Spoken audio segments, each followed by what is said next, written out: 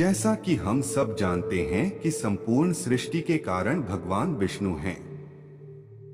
आठ पुराणों में भगवान के विविध अवतारों का संक्षिप्त वर्णन किया गया है।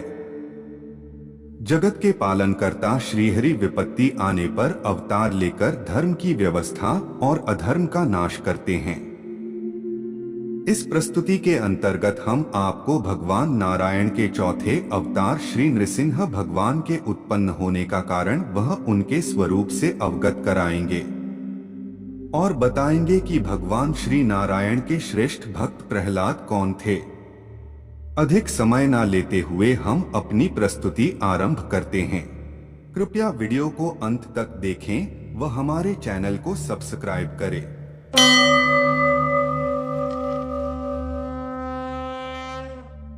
पुराणों के अनुसार पृथ्वी के उद्धार के समय भगवान ने वराह अवतार धारण करके दिति के पुत्र हिरण्याक्ष का वध किया। उसका बड़ा भाई हिरण्यकशिपु यह बात जानकर बड़ा रोष हुआ। उसने अजय होने का संकल्प किया और सहस्त्र वर्षों तक बिना जल के वह सर्वथा स्थिर तप करता रहा। महाबली हिरण्यकश्यप ने ब्रह्मा जी से वर मांगा कि आपके बनाए हुए प्राणी, मनुष्य, पशु, देवता, दैत्य, नाग आदि किसी से मेरी मृत्यु ना हो। मैं समस्त प्राणियों पर राज करूं, मुझे ना कोई दिन में मार सके, ना रात में, ना घर के अंदर मार सके, ना घर के बाहर, ना किसी अस्त्र के प्रहार से और ना किसी शस्त्र के प्रहार से मुझे मार सके। ना भूमि पर, ना आकाश में, ना पाताल में, न स्वर्ग में। ब्रह्मा जी से यह वर मांगकर उसने संपूर्ण तीनों लोगों को अपने वशीभूत कर लिया था। उसके भय से देवगण स्वर्ग को छोड़कर भूमंडल में भटकते रहते थे। तीनों लोगों में असुरों के अत्याचार से समस्त भूमंडल त्राही त्राही कर रहा था। उस समय असुर सम्राट हिरण्यकश्यप की पत्नी कयाधु ने एक विष्णु भक्त पुत्र को जन्म दिया जिसका नाम प्रहलाद था। और असुर कुल में जन्म लेने के बाद भी प्रहलाद भगवान विष्णु का अनन्य भक्त और सेवक था। किंतु उसके पिता हिरण्यकश्यप को अपने पुत्र पर बड़ा क्रोध आता था।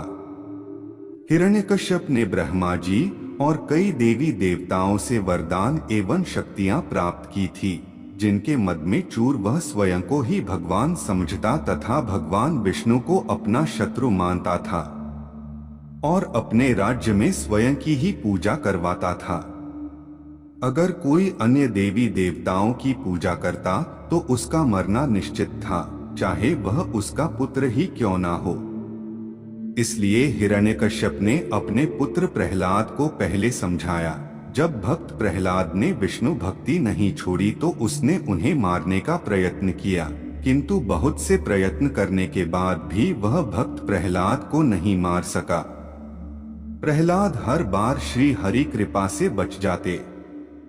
इसके पश्चात एक दिन हिरण्यकश्यप के क्रोध का बांध टूट गया और उसने भक्त प्रहलाद को अपने महल के एक स्तंभ से बांध दिया और हाथ में तलवार लेकर उनके समक्ष खड़ा हो गया तथा अपनी प्रशंसा करते हुए भगवान विष्णु को ललकारने लगा। तभी स्तंभ को तोड़कर श्री नृसिंह भगवान प्रकट हुए। उनका स्वरूप अद्भुत था।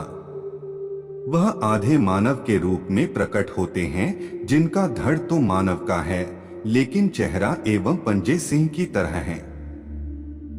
उनके हाथों में शंख, गदा और चक्र सुशोभित है। उन्होंने हिरण्यकश्यप को पकड़कर अपनी जांघों पर रखकर उसके पापों का वर्णन करने लगे। तब भी वह दुष्ट अपने अहंकार में चूर होकर बोला कि मुझे ब्रह्मा जी का वरदान प्राप्त है, मेरा वध कोई नहीं कर सकता। तभी भगवान नृसिंह ने कहा कि अपनी आंखें खोलकर देख दुष्ट, इस समय ना दिन है ना रात, ये संध्या काल की बेला है और ना तू घर के अंदर है और ना घर के बाहर।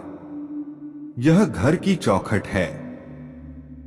ना तू आकाश में है ना धरती पर, तू धरती और आकाश के मध्य मेरी गोद में है। मुझे ना कोई पशु मानेगा ना मानव, मैं आधा नर और आधा सिंह।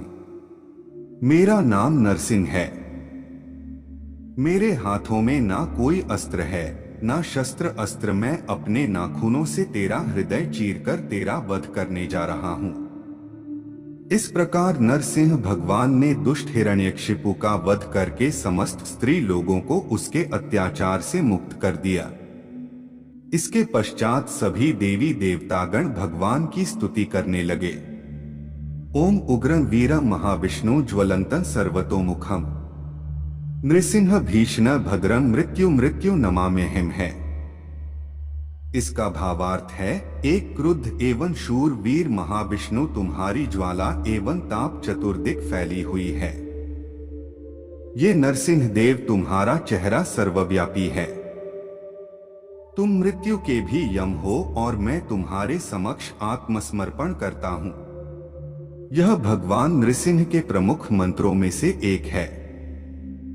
इस मंत्र के नियमित जाप करने से तंत्र मंत्र बाधा, भूत पिशाच, भय, अकाल मृत्यु का डर, असाध्य रोग आदि से छुटकारा मिलता है तथा जीवन में शांति की प्राप्ति हो जाती है। हम आशा करते हैं कि हमारी आज की प्रस्तुति आपको पसंद आई होगी। अपने विचार हम सभी के समक्ष अभिव्यक्त करने के लिए कमेंट करें, वीडियो को शेयर करें व चैनल को सब्सक्राइब करें। तब तक के लिए जय श्री कृष्णा।